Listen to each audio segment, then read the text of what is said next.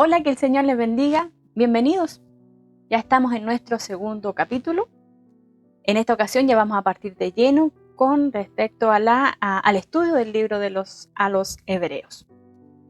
En esta ocasión vamos a ver el capítulo 1, los versículos 1 al 3, que tiene relación con Cristo y los profetas.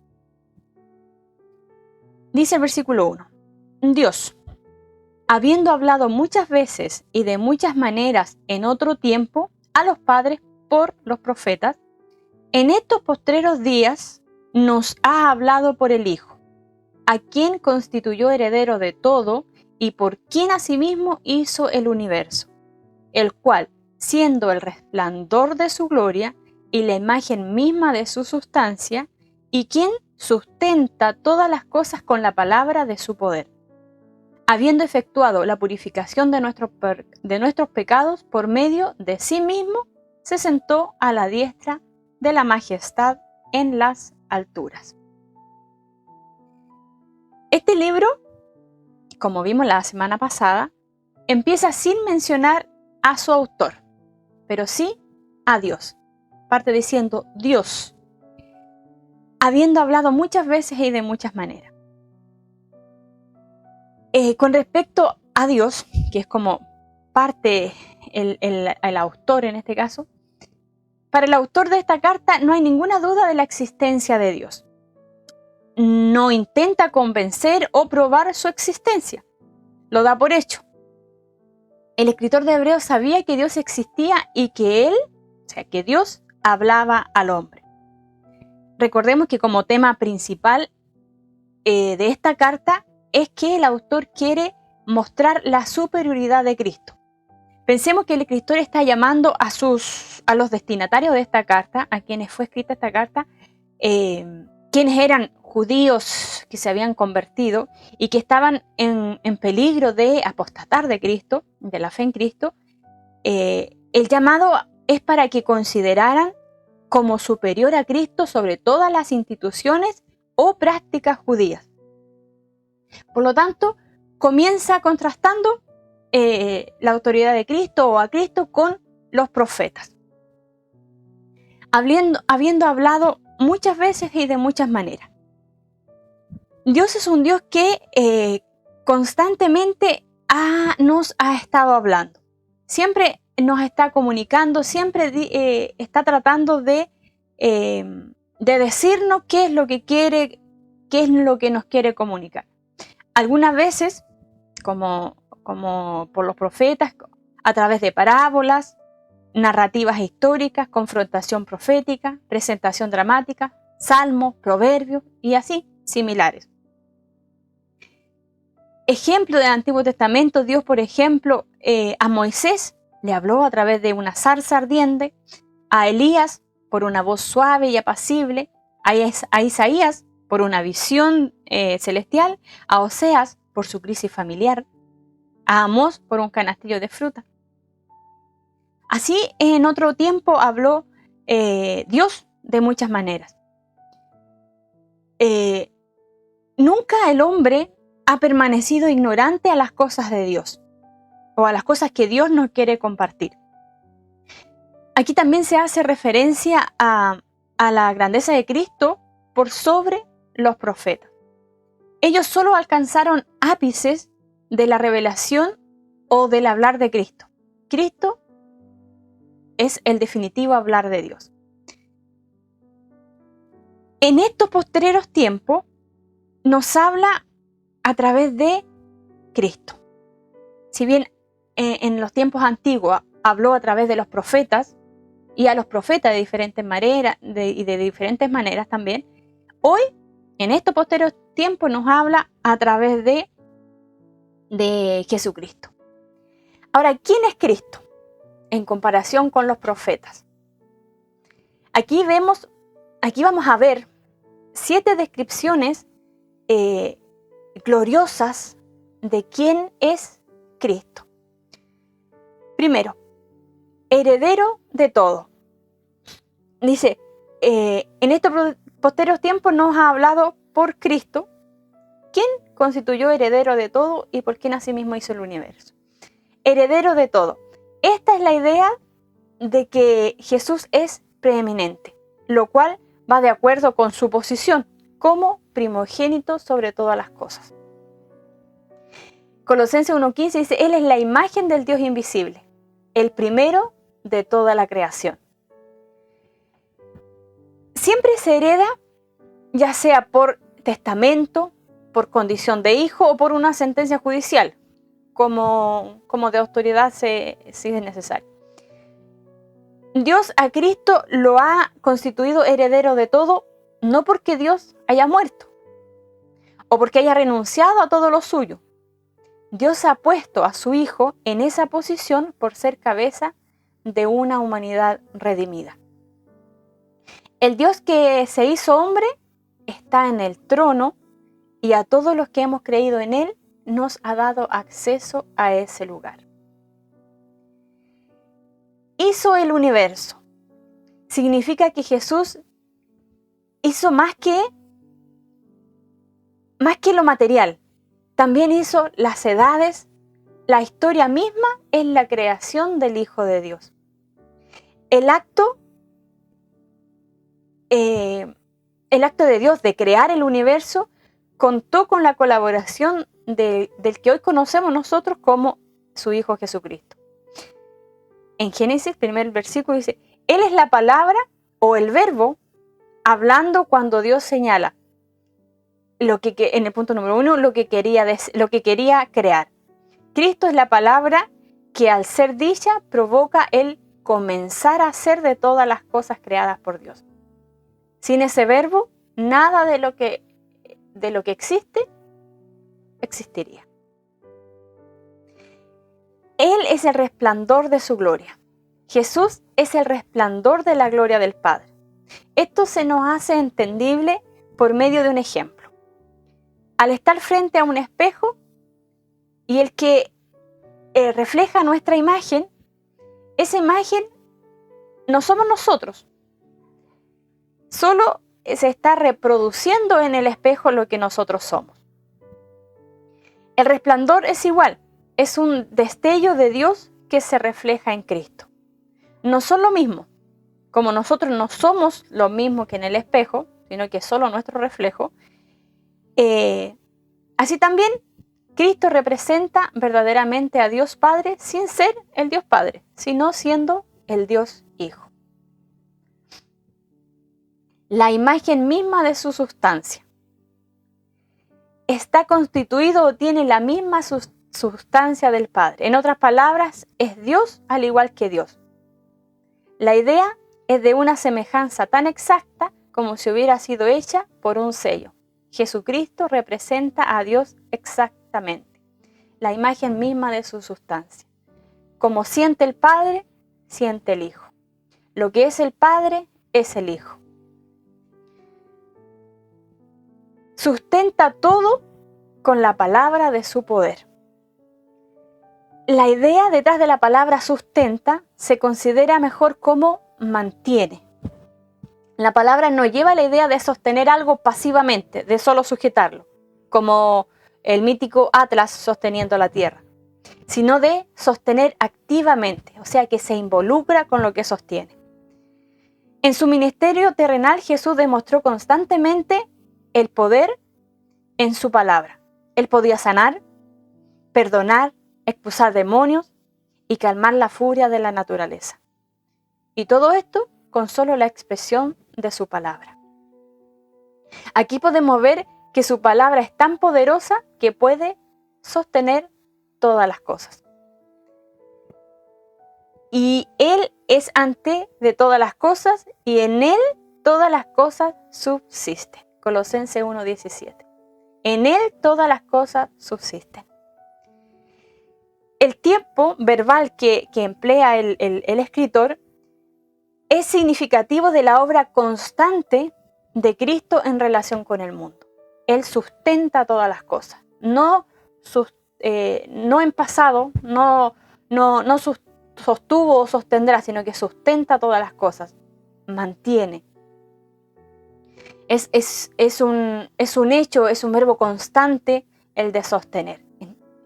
Como quien diría, 24/7, como quien diríamos nosotros. 24/7 Dios está al pendiente de todas las cosas, de sustentar todas las cosas, porque por Él subsiste. El perdón de pecado o la purificación de ellos. La descripción previa habla de un Dios que sustenta, un Dios que es todopoderoso. Habla de un ser de gran poder y de gran sabiduría.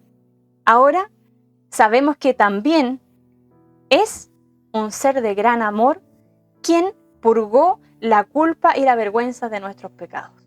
O sea, solo por amor nos perdonó y purgó nuestros pecados.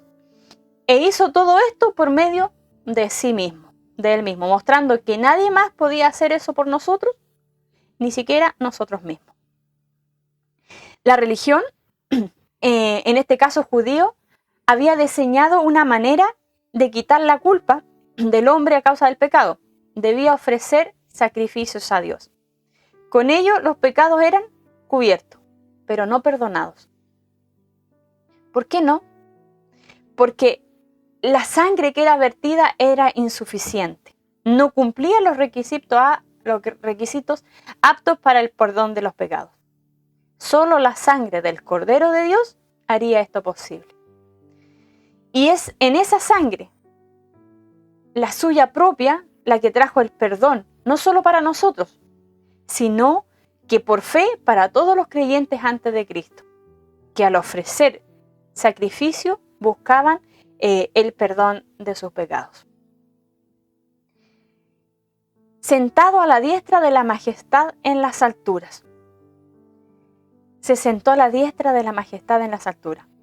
Esta es una posición de majestad, de honor, de gloria, de una obra completa. Su sola posición es suficiente para ponerlo por encima de toda la creación.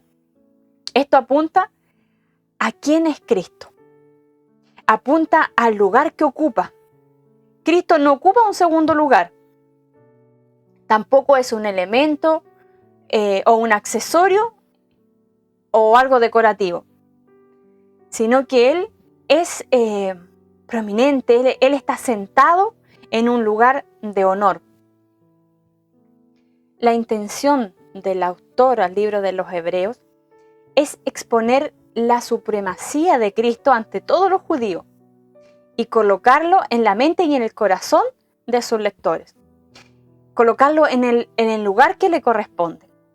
Él ya dio una breve reseña de la eternidad y de la divinidad de Cristo, de su posición, del lugar que Él ocupa, que Él está con Dios, donde está el trono, sentado, demostrando la supremacía y también el descanso, pues la obra ya está completa en Él.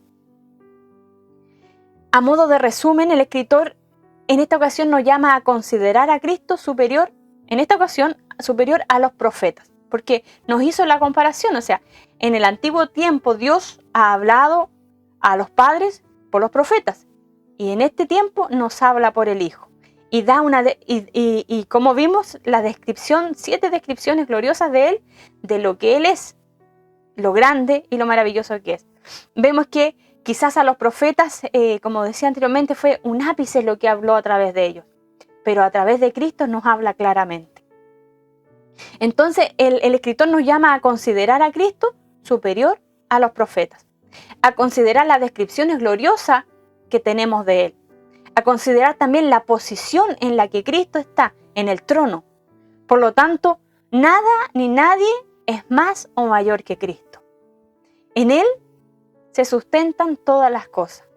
Por lo tanto, el llamado en este segundo capítulo o en este primeros versículos que hemos estudiado es a que nosotros también consideremos a Cristo. Consideremos su poder, consideremos su posición, consideremos que es mayor a los profetas.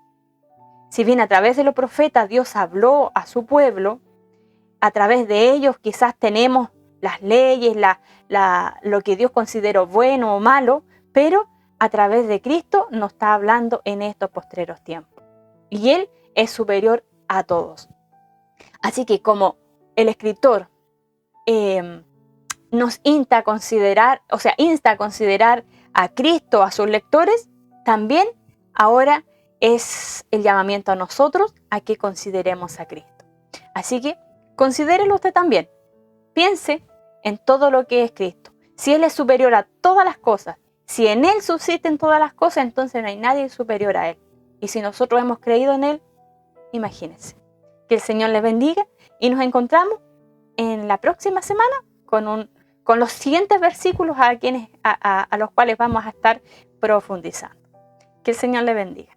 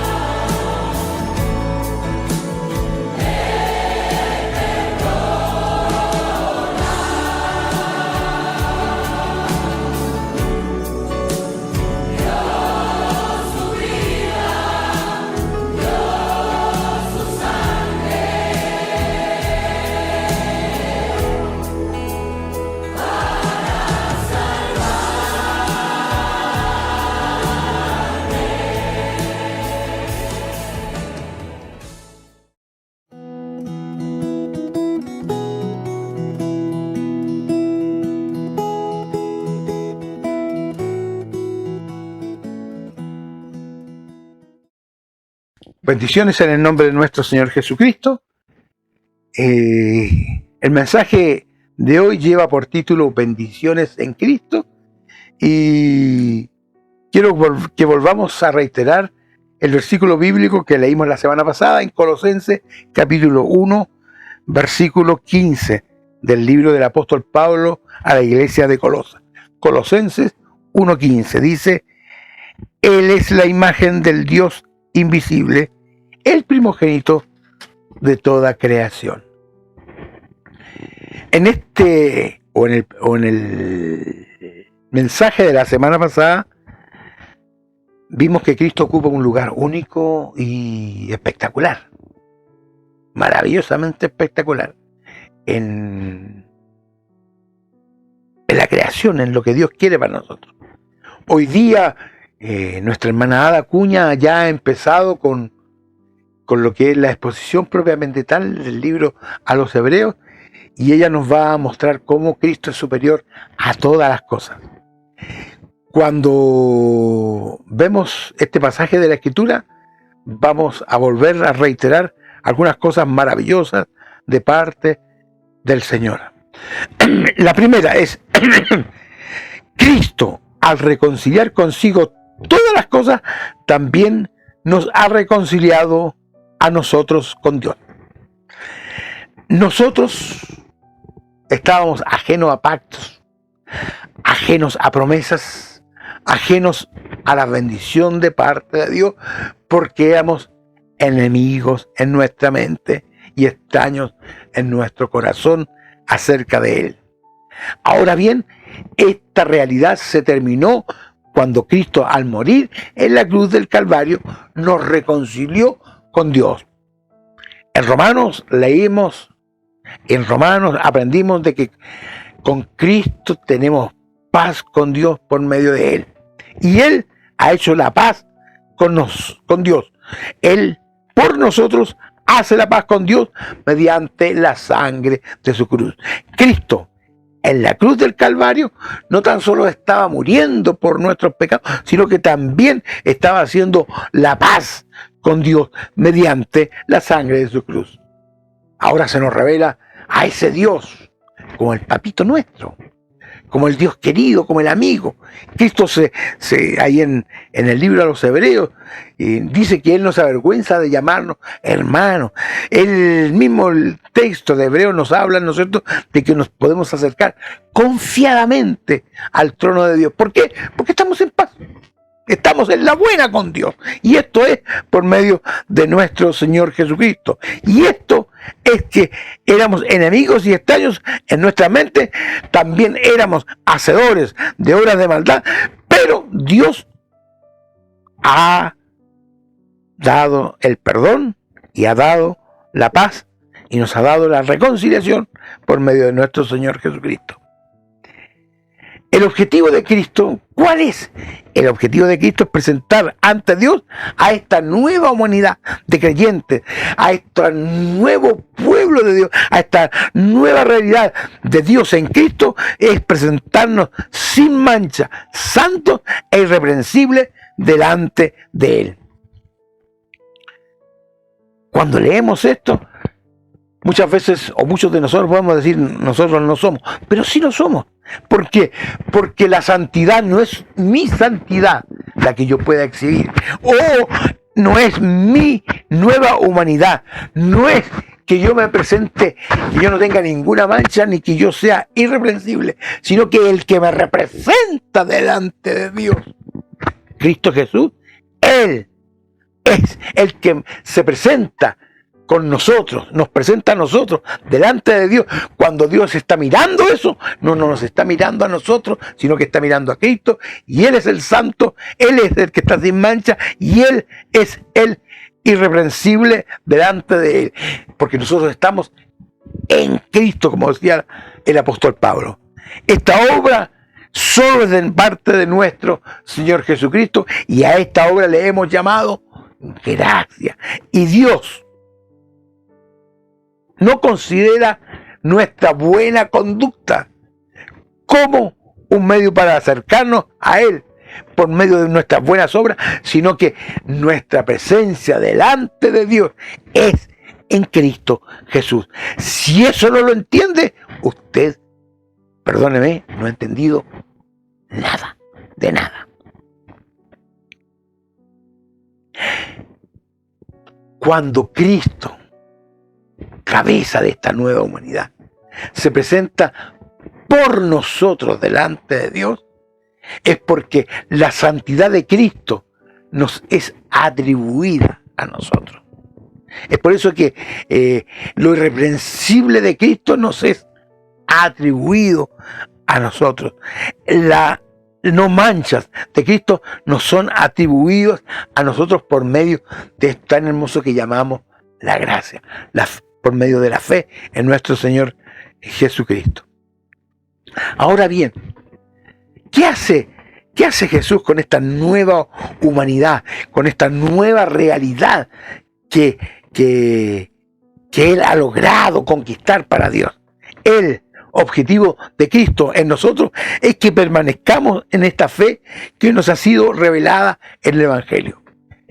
La Escritura dice que el que es fiel hasta la muerte, a ese se le dará la corona de la vida.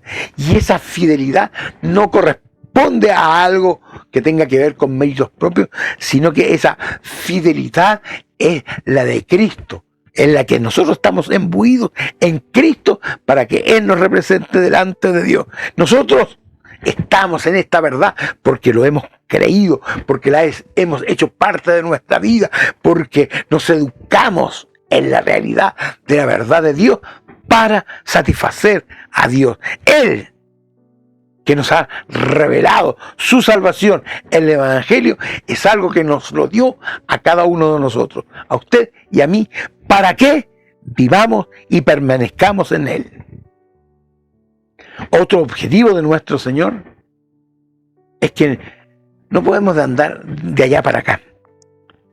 Mire, hermano, yo no pretendo juzgar a nadie, no es mi papel. Así que como no es mi papel, no.